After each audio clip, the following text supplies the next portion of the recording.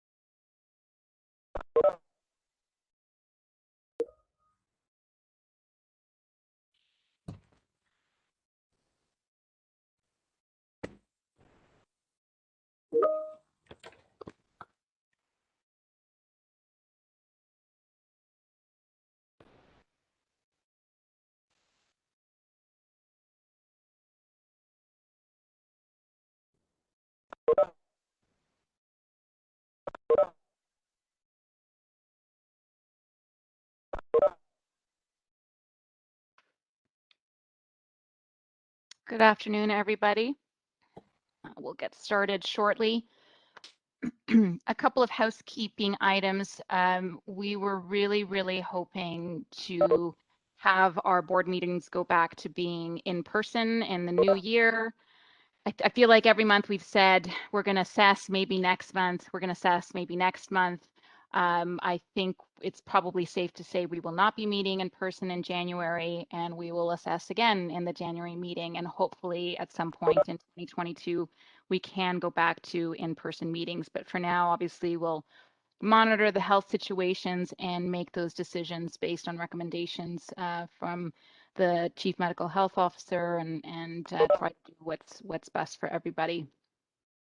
It's not looking great for January at minimum. This meeting is recorded and it will be posted to YouTube by tomorrow. A quick update, as you know, a couple months ago, we passed a vaccine policy for the Police Services Board and board employees, and I'm pleased to just announce that every single person is vaccinated in terms of board members and board employees. And today you'll notice we have a new member, a new face to some. Our newest member, Ali Chabar, is here. He hasn't been scared off yet from the morning meetings that started bright and early at 9 a.m. So we're very happy to have you, Ali. Welcome. I know it can be a little bit overwhelming in terms of information, but we really are thrilled to have you here.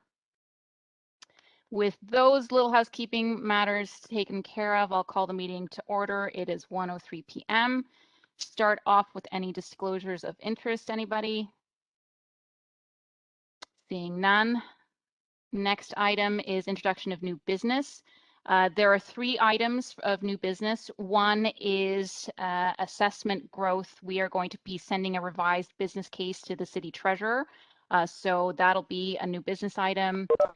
We unfortunately are both welcoming a new member, but also saying goodbye to a current member. So another new item is a letter of resignation from Christine Wellenreiter.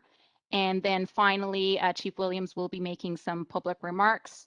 So if I could get someone to move that those 3 new business items be added to the agenda. Moved by Jeff, seconded by our new member, Mr. Chabar. All in favor? Excellent, and that carries.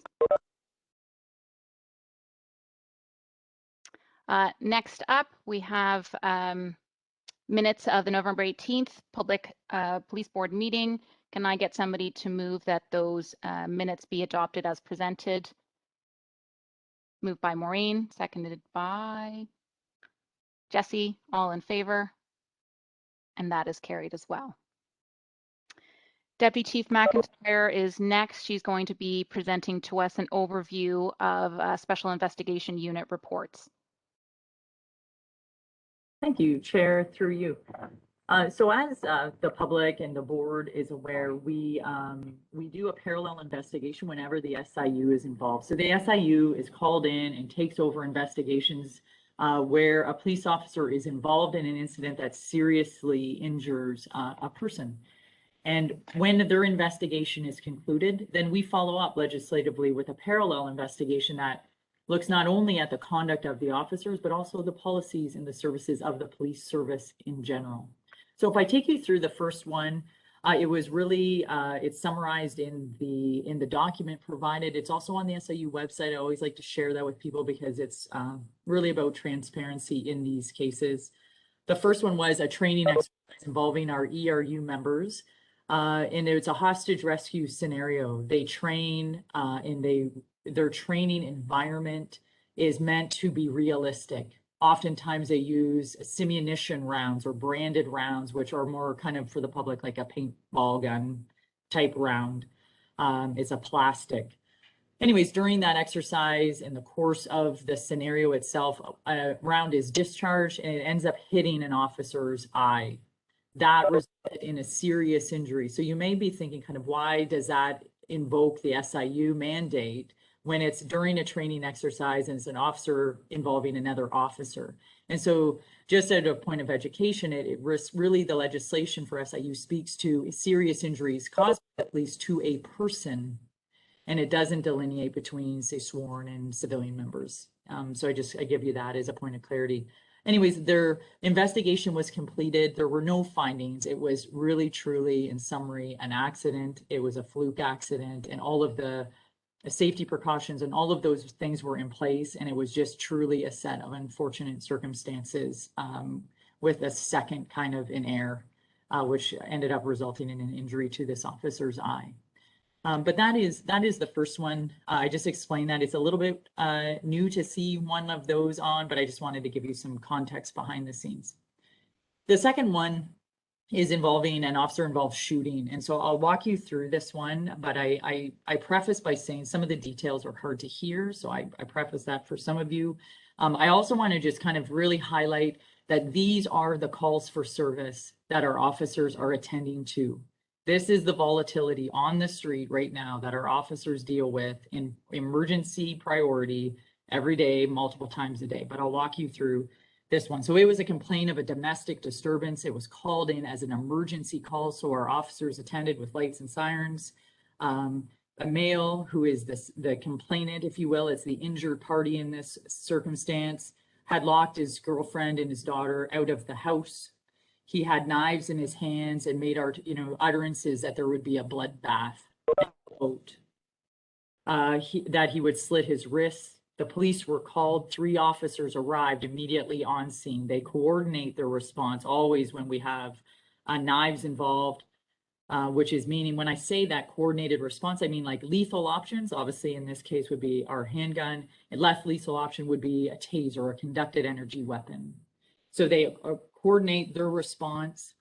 The male approaches them right away out of the house and engages with the officers. The officers try to de-escalate the situation. They create distance, but the whole time this is going on, the girlfriend and the daughter are out 30 feet away from this whole incident. So not only is it an officer safety problem, it is an issue with safety to the members of the callers, the citizens involved in this case. So there's a bunch of different factors to pay attention to here. So negotiations are not successful. He will not stop what he's doing. He will not stop advancing towards the officers. 2 conducted energy weapons are deployed in an effort to stop him using less lethal force. They were not successful deployments. He continued to advance toward the officer, and 1 officer fired 2 rounds from their handgun. The male was injured in his right upper thigh and his left hand.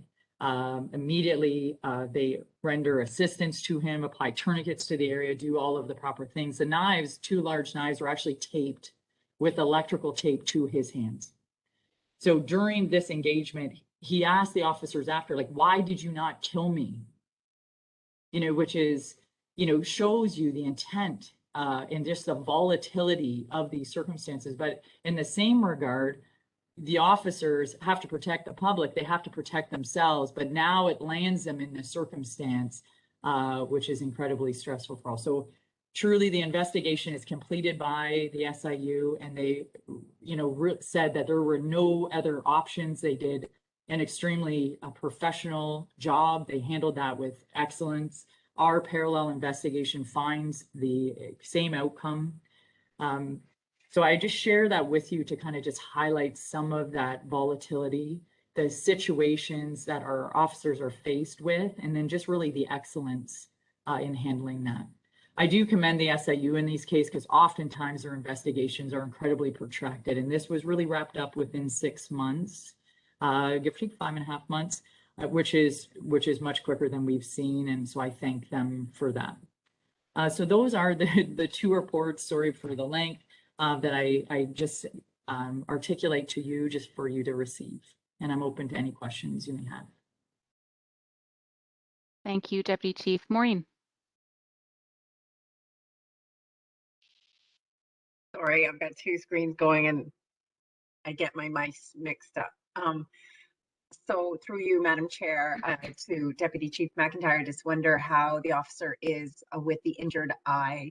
Has he made a full recovery, or she? Not sure what. Thank you, Chair, through you. So full back to operational duties, fully back and return to work. Obviously some impairment still in that eye, but back to full operational duties. Thanks for asking. Thank you. Any other questions or comments?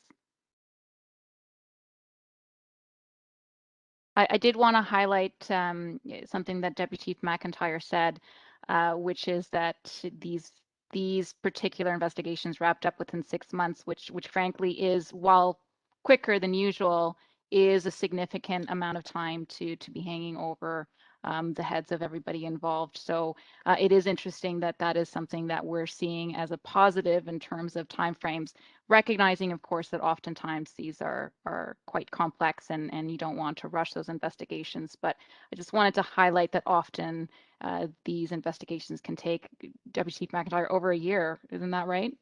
Yeah, so they can be quite lengthy. I just need a motion to receive those 2. Oh, sorry, Maureen. Yes. Sorry, I also wanted to ask about the officers attending where the shooting took place. Sorry, I didn't mention them at the beginning as well, but I understand how traumatic that whole situation, even without the shooting, is and can be with officers. So just want to make sure that they are all okay as well. Yeah, thank you, Chair, through you. So it's so great to really look at that, because those are the cases, right, that have enormous impact to our people. But really, I think they are doing well, to answer your question. And in this case, it was just such a clear and delineated action, and they just performed that with just such excellence that was so reassuring and clear for them, that it helped really mitigate, I think, that compounding stress that often is associated with those types of calls. So truly proud of them. It was just amazing professionalism, amazing tact and poise, and it was just really done with excellence. And so that takeaway for them really helped them kind of process and move on from this occurrence, if you ever do. But thank you for that. Thank you. Could I have someone move to receive those 2 Special Investigation Unit reports? Moved by Maureen, seconded by Jesse. Any other discussion or questions? Right, all in favor? And that is carried. Next up, we have some public correspondence. This particular correspondence is to the Solicitor General, Sylvia Jones, with respect to some changes that the Police Board and Police Service are fully in support of with respect to eliminating fees for volunteer background screenings undertaken by municipal police services such as London Police. So from the perspective of eliminating those fees, I think we can all agree that that is a good thing. It certainly makes it more accessible to everybody who wishes to volunteer. However, the purposes of this particular letter was to express concerns that those fees, because it does cost money to do those background checks, that those are now going to have to be absorbed by the police service at a time when resources are already tight. I did also manage to put in the letter as well just concerns about upstream services still being underfunded as well, and that's all contributing to the pressures faced by the police in terms of increased calls and so on. So we took the opportunity to make that all expressed to the Solicitor General. So I just need somebody to move that the board receives for informational purposes that letter. Can I have a mover? Moved by Maureen, seconded by Christine. Any questions or discussion? All in favor? Excellent, and that is carried. Next is an update about the Anti-Racism Advisory Panel. Unfortunately, I was not able to attend the last meeting. Something came up at the very last minute, but the group did meet, and there was some ongoing work about just defining the panel's purpose and sharing some of the feedback that the group has been collecting back to LPS administration and talking about bias-free approach to policing in London. The panel is going to meet again next year, and I will give you some further updates at that point in time. Next is Christine. I believe you will be providing us with an update about the Mental Health and Addictions Advisory Panel. Yes, thank you, Chair Toth. We've had a number of meetings as well, and we've been really blessed with so many different perspectives coming from both the London Police Services, our members who are, part mental health and addiction experts or work in the field, as well as people with lived experience. And so hearing from such diverse viewpoints has meant so many ideas coming forward, but really our next step in order to focus our energy is to take some of those ideas away and together with the chairs, so Christine Geringer and Kristen Legault, and perhaps Deputy Chief McIntyre, so a small group, take some of those many ideas that we have and focus in on 2 or 3 very actionable, very focused and achievable goals for the committee going forward, the advisory panel going forward. So that is the update, and I believe we're looking to get that work well underway for the start of the new year. Thank you so much, Christine. Jennifer, we don't need motions to receive those reports. Is that right? Okay, thank you.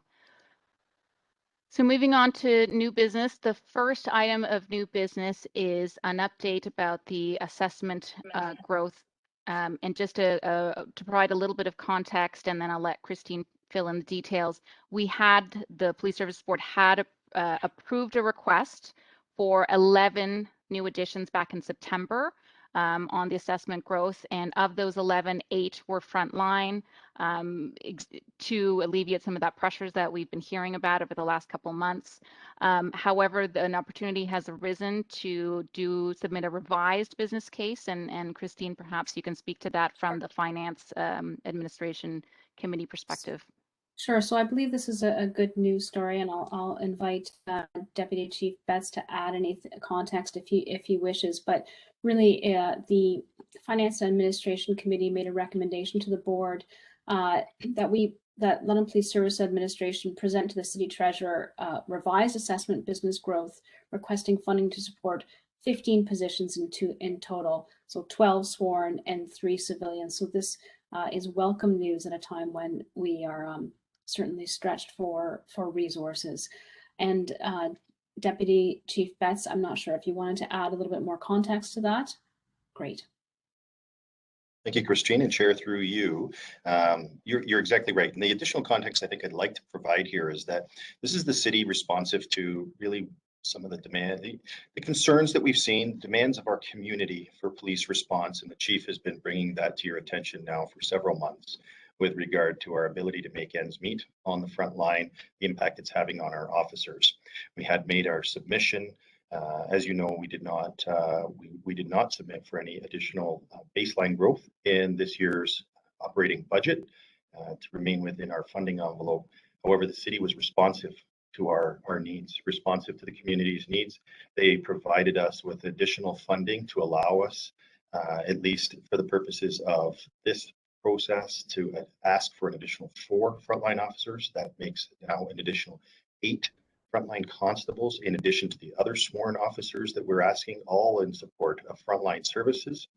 This is supported by the city treasurer, who of course has her finger on the pulse of where the finances are. It will still require to be approved by city council, assuming that the board continues to provide their support for these, which I know you do.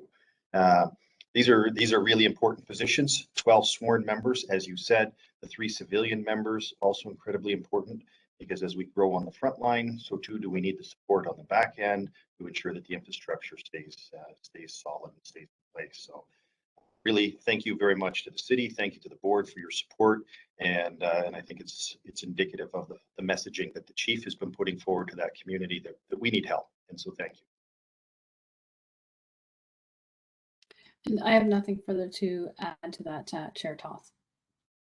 Thank you so much for that. And just to be clear, that recommendation was approved by the board at an earlier meeting, but we wanted to share that news in public session as well, as that is important public information. The next item is, unfortunately, with great regret, we've had to accept the resignation of Christine Wellenreiter.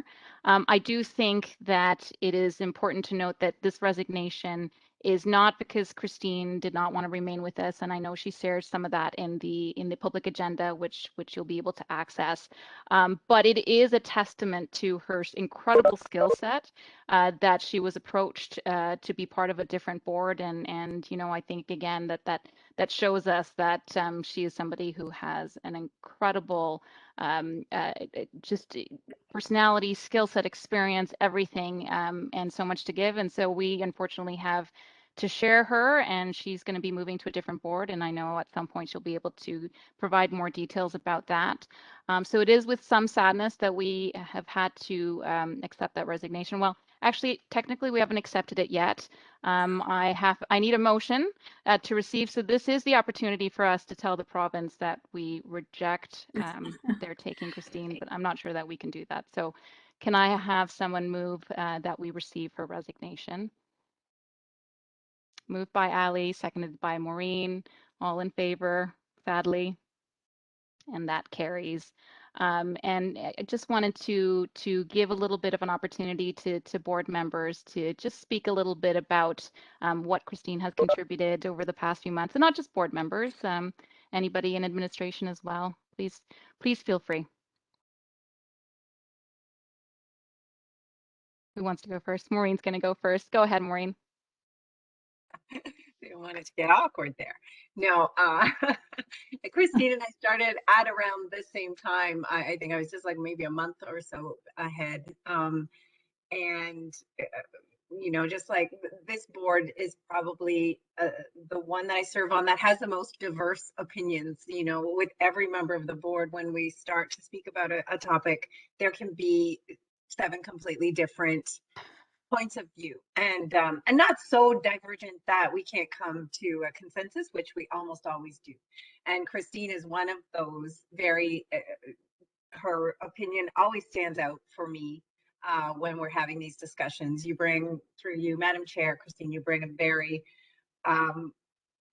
your background and your experience and your knowledge just shines through on all of the contributions that you make to our discussions and debates. And I value your opinion greatly, even when we don't agree. So thank you for serving with us on this board. And I will agree with everything that Susan said, that you are obviously in very high demand, that they're taking you away from us. So best of luck in the future, and thanks again. Thank you very much. Did I see your hand? Yeah, go ahead. There's actually 8 different opinions, just so you know, Councillor Cassidy. I'll just echo what you both just said, and I just want to thank you for your contributions and your commitment. And I always valued your perspective, and when you spoke up, it was always in such a thoughtful and informed way. And your collaboration and advocacy has been amazing. So sad to see you go, but I completely understand this is a new opportunity, and it's exciting for you. So I wish you the best of luck, and just thank you for your support, and keep in touch by all means. Thank you very much. Thank you, Chair. Christine, it's been a pleasure to serve with you. This has been a very, very difficult term as a board member of the LPS, and with all the situations that we've had to deal with, your perspective has always been greatly appreciated. I think by all of us, but certainly by me.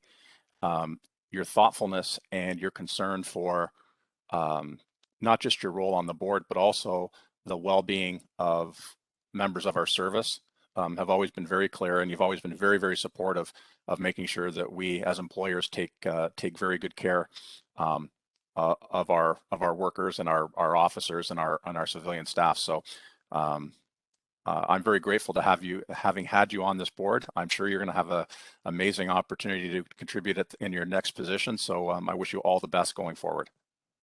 Thank you very much, Jeff.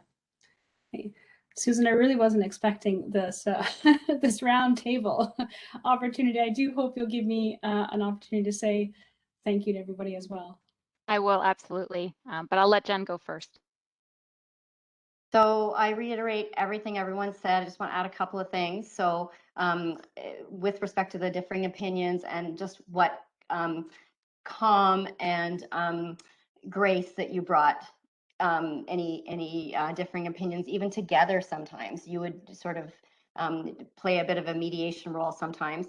That's my one point to add to what everybody else says, which I agree with. And the second thing is, I'm just sorry you're the one member who has not benefited from any of the lunches and the fun things that we used to be able to do to get to know each other. And so I've only seen you face to face a couple of times, but I regret that we didn't have more of that. And I reiterate to please keep in touch. So wish you all the best. And I've enjoyed the last year and a bit. And good luck with the next role. And I can't wait to hear what it is. Thank you very much. Ali, go ahead. We'll have to do lunch then. We'll have to do lunch then, now that you've said it. So thank you through the chair. So this might be a little odd as the rookie, at the first meeting here to say something about Christine, but I do want to share with you that one of the first emails I received from the board was from Christine. It was a gracious and welcoming email.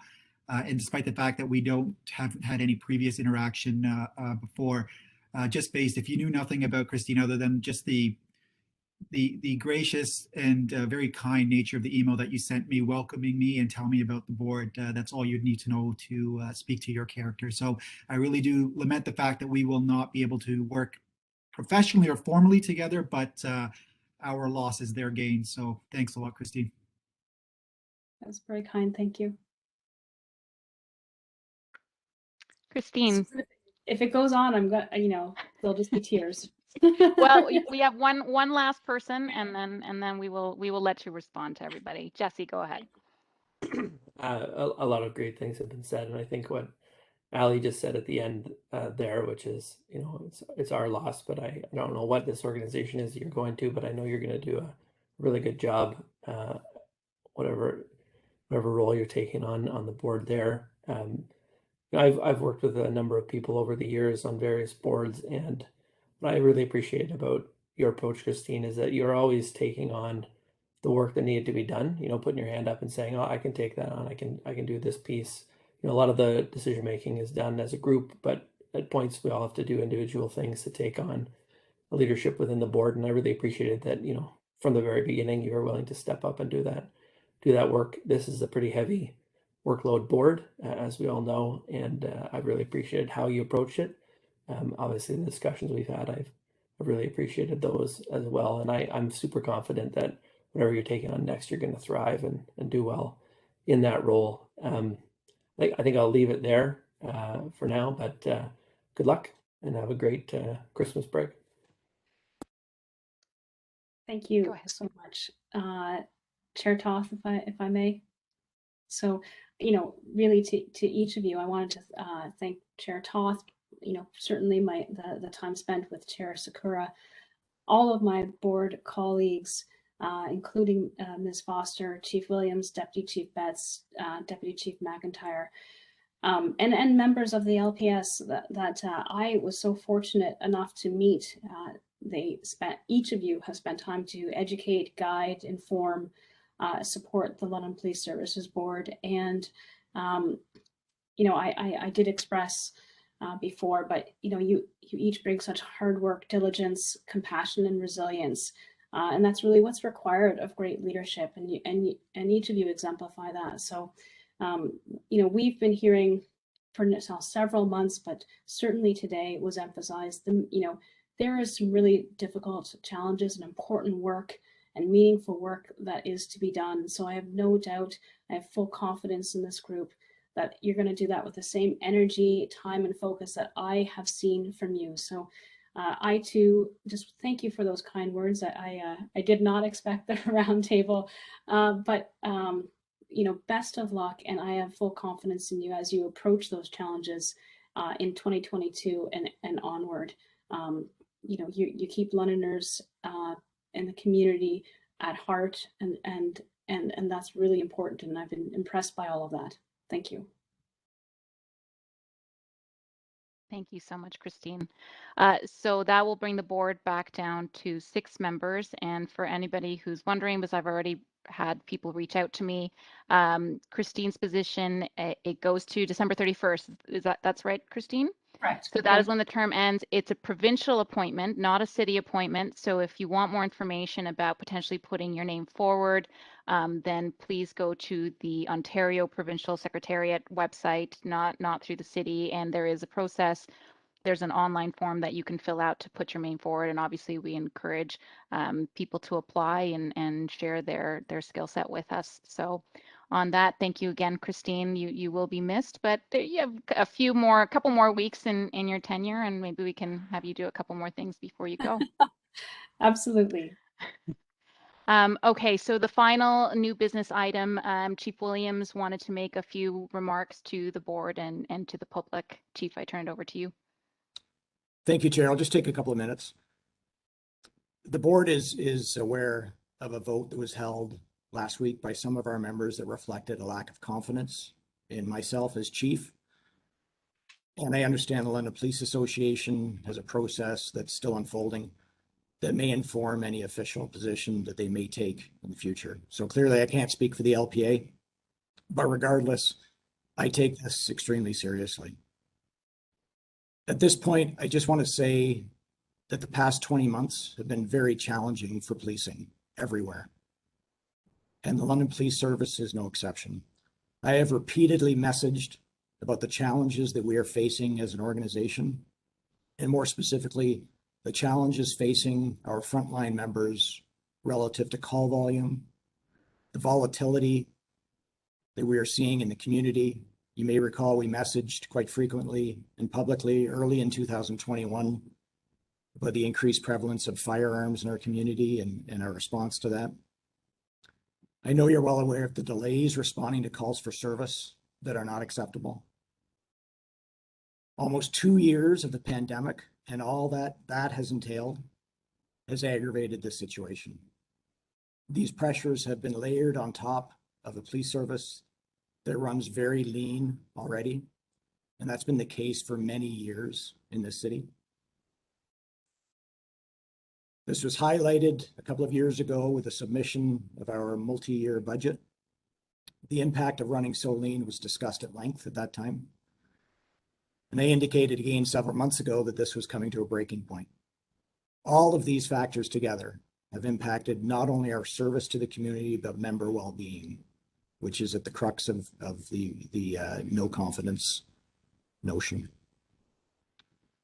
This, unfortunately, is not a new issue. I've kept the public, the board, the LPA executive, who do amazing work, they're such professionals, and the membership at large informed on the meaningful steps that we've taken and measures we've implemented as a police service to address these challenges. I understand that some members of London Police remain unhappy with the efforts made to date and the decisions made to address these challenges. As the chief, I accept responsibility for that, and I accept responsibility for the decisions that were made. I know that there is still work that remains to be done, and I'm committed to that work. I've indicated that I'll be spending the coming days and weeks and months continuing to speak with members of the London Police Association to continue to hear, understand, and address their concerns. This remains a priority for me, and I can tell you it's a priority for my management team. I'll just end my comments by emphasizing that every single member of this organization, from the deputy chiefs down to the newest recruit every sworn civilian member in this organization do important work every single day. I'm very proud of that work, and I'm proud of every member. We all share a common goal: the board, the police service, the administration, the membership. And that's to be well as a team so we can continue to serve our community. I've encouraged and continue to encourage members who are seeking change, to seek positive change, to engage in the conversation in a meaningful, respectful, and constructive way. If we are divisive, we will struggle. If we stand together, we will succeed. I can't resolve all of these issues alone. I look forward and I look to all members to dig into the difficult work with me and the rest of the senior management team towards positive change. Thank you. Thank you, Chief. Does anyone on the board have any questions or comments that they'd like to make?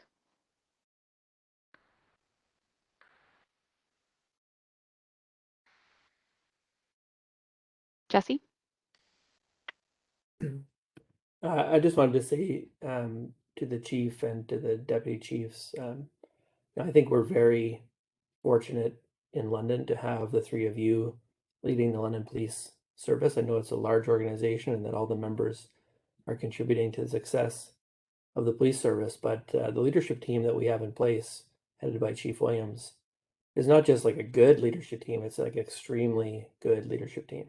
And I would be confident in putting the three of you folks up against any other peer service with any other leadership team out there in the province of Ontario or in Canada.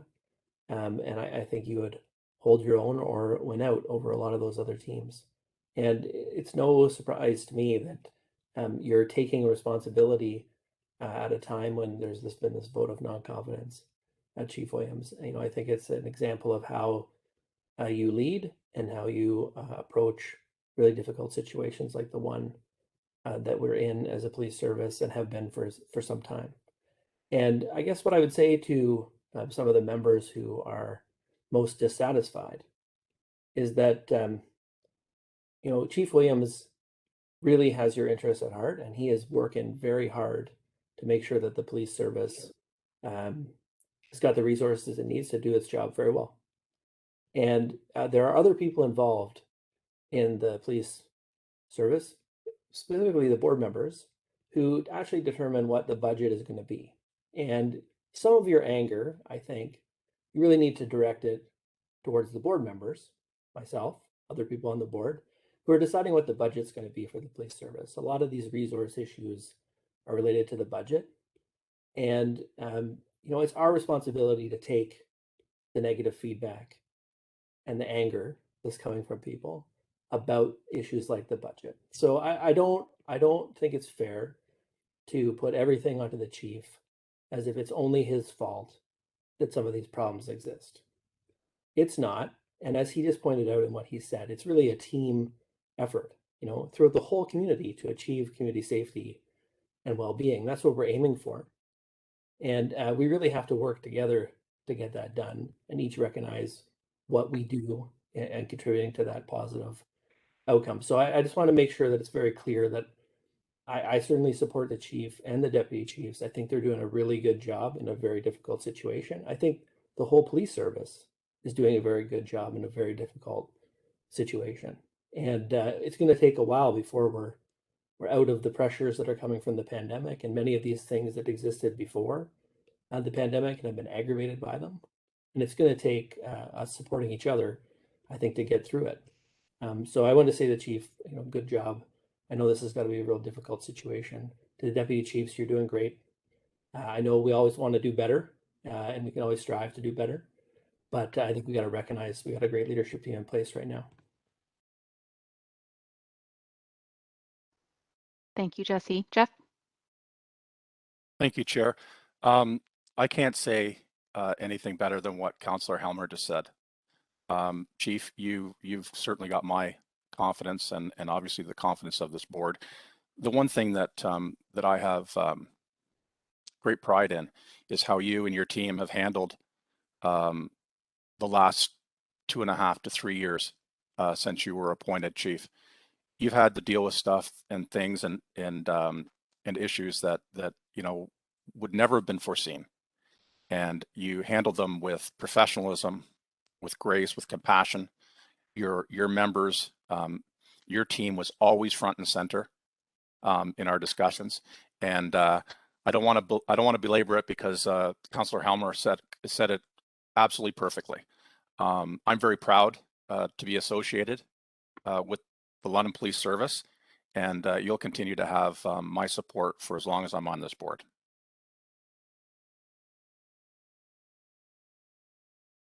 Thank you, Jess. Any other comments? Ali. So through the chair, I'd be remiss if I didn't echo the sentiment of my new colleagues here. And the lens that I've had up until this week has been an external lens. And so I'm looking forward to the opportunity to work internally with the chief and the deputy chiefs and the entire administration. But I can tell you from an external lens, it's been a tumultuous 2 years, and we've had to deal with things in London specifically over the last 6 months, dealing with, amongst many things, but one of the main things that was the attack that took place on June 6th against the Afzaal family. And so from an external lens, to see the grace and the transparency and the openness that through you, Chief, and through Deputy Chief Betts and Deputy Chief McIntyre and the rest of the team there, it meant a great deal to members of the larger community to see how our force dealt with the most difficult of situations. And if I got that impression looking externally, I know that that's the reality of how things are dealt internally. And I wanted to say to you personally, not just as a new member of the board, but also as a member of the larger London community, thank you for your ongoing and continued leadership. And I echo the sentiments both of the board and of the chair in the official statement that was released earlier this week. So thank you. Maureen. Yeah, not to belabor it, agree with everything that's been said. But I do want to say that my time on the board hasn't been as long as some of you, but it sort of coincided with the pandemic. Aren't I lucky? But during that time, I've gotten to know both the chief and the deputy chiefs better, and I think Jesse touched on the compassion. It can't be emphasized too much how much compassion this leadership team has for the frontline officers, for every single member, sworn and civilian, in the London Police Service. They truly care about the members, and it comes through in all of our board meetings, all of the discussions around all of these issues that have been coming up. And the pandemic has dragged on so much, and we saw some of the statistics before the pandemic even started, and how they were on a worrisome trend. And as Jesse mentioned, the pandemic has only made things worse. But I know from the chief how much pressure and stress people are feeling, and these are the front line during a pandemic. And there are a few organizations that really are at those front lines and have been on the front lines from the beginning, from the first case of COVID-19 here in London, Ontario. And London Police were up there with the health unit as the two organizations that, right there from the beginning at the forefront. When everybody else was staying home and looking after their own health and safety, the London Police Service officers were out there on the streets making sure that our community was safe. And I know the dedication of the officers, and I know that comes straight from the chief. You can't have an organization like this one with the passion and commitment that these members have without it coming straight from the top. I'll share a short little anecdote. I briefly shared a little bit of it with the chief. I was at the Parkwood Hospital site last week. I was trying to find the Indigenous homeless shelter site to drop off some donations, and I got hopelessly lost, of course, because I I went to the wrong end of the site, and I ran into 2 police officers there, and they had no idea who I was until I told them, but they were the most helpful, friendly. It was they could have said, sorry, I don't know what you're looking for, and I'm busy, I've got this work to do, because we know how much paperwork that the officers have on their plate. And no, they were the most cooperative, helpful, and extremely friendly young officers. Got in touch with Parkwood Security to try to find the exact location that I was looking for, helped me charge my phone because I couldn't call the person I was meeting, because of course I went out with a dead battery and my phone died. So it was a wonderful interaction, and it speaks directly to the leadership, starting right up there with the chief. So thank you, Chief Williams. I'm very happy to serve on this board, and a lot of it has to do with you and the deputy chiefs. Thank you so much, Councillor Cassidy. Any other comments or discussion? Of course, I'd be remiss if I didn't also mention it. But everything that everyone said, I absolutely echo. And one thing I remarked, and I think I mentioned it to the deputy chiefs and to Chief Williams, is that ability to sort of dig into the well and sort of find the compassion for both the members and the Londoners has really stood out to me. So likewise to what everyone else has said, you have my full confidence. Thank you, Christine. I just wanted to quickly add, if Jesse, if you don't mind taking the chairship briefly. Something that came up in earlier conversations is that often the public aren't aware. What you see in terms of these public session really is the tip of the iceberg in terms of phone calls and discussions, especially now that I'm chair. The chief and I regularly meet. There's obviously, we go through different committees, there's in-camera conversations, there's VMO conversations. And so a lot of times I think the public doesn't see that this is a theme, and it's something that we've been discussing since 9 a.m. in the morning, the mental wellness of the officers, strained resources, how are we going to deal with those things? And we start talking about them at 9 a.m. Really, it infuses all of our conversations.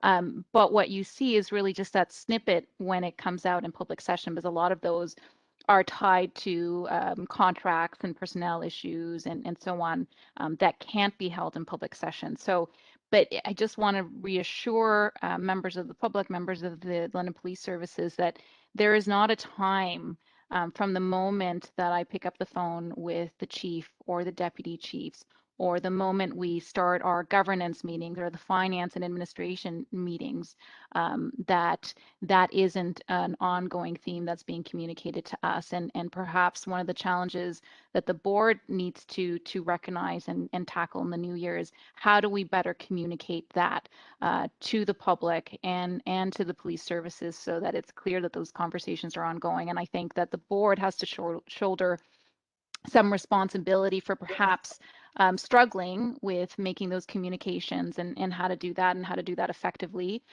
We have one employee in terms of an administrator for the board, and that's Jen. And while she's incredible and really does the work of 2 or 3 people, we don't have a full-time communications person. We don't have a full-time social media person. So it can be quite challenging. How do we make those conversations known? And with the pandemic, in my time as a chair, it's been very difficult to just drop by at headquarters like we used to do. So these are challenges. These are not excuses. And I think the board also has to take responsibility. And I know that we are up to the task, and we'll be discussing that next year and on an ongoing basis. But I wanted to share that in case that message, I think, is not really getting through. So, and the chief is aware. I mean, everyone I'm sure has seen some of those media reporting. And so, chief, again, you have our support. I was part of the committee that was hiring the chief and deputy chiefs, and I have not for 1 second regretted the choice we made in hiring this particular team of incredible people, and nothing has shaken that thus far. So thank you. And it is, I think, a testament again to who you are in your leadership, that you are also telling us that you're going to be tackling these issues and remain committed. And so we appreciate that as well. Having said that, and if there's no other comments, then that is the end of the public meeting. Yes, go ahead, Jeff. Thank you, Chair. On a little bit more, on a happier note or a happier topic, I just wanted to personally welcome Ali Jabbar to our board. I've had the honor of knowing the Jabbar family for probably 30 years, and we are going to be very well served by Ali's participation on our board. Ali, I know I speak for my colleagues. If there's anything you need to be brought up to speed on, we are open. We're available, and I just think you're going to make an incredible contribution to this board. So welcome to the Police Services Board. Jeff, thank you. I really, really appreciate it. I got swept up in all the other agenda items, but absolutely, you made it through your first board meeting, Ali. Thank you so much. I completely agree with Jeff. I look forward to giving you a lot of work and to having your expertise and skill sets, and going into a bargaining year and budgets coming up soon. So it's gonna be a really interesting and challenging time, and I'm really glad you're gonna be along for that part of the ride. So everyone, this is the last board meeting of 2021. Really, really hoping that 2022 is going to be a little better. Merry Christmas, happy holidays, stay safe, everyone. Please make smart decisions. There's still a pandemic going on. Please, please, please get vaccinated, get your booster shots. Stay safe, stay home if you can. And I will see you at the next board meeting, which is Thursday, January 20th, 2022. Thanks, everybody. Oh, I need a motion to adjourn. Apologies. Christine, can I give this one to you? Will you move to adjourn one last time? Moved by Christine, seconded by Ali. All in favor? And that is carried. Thanks, everybody. Happy holidays. Happy holidays.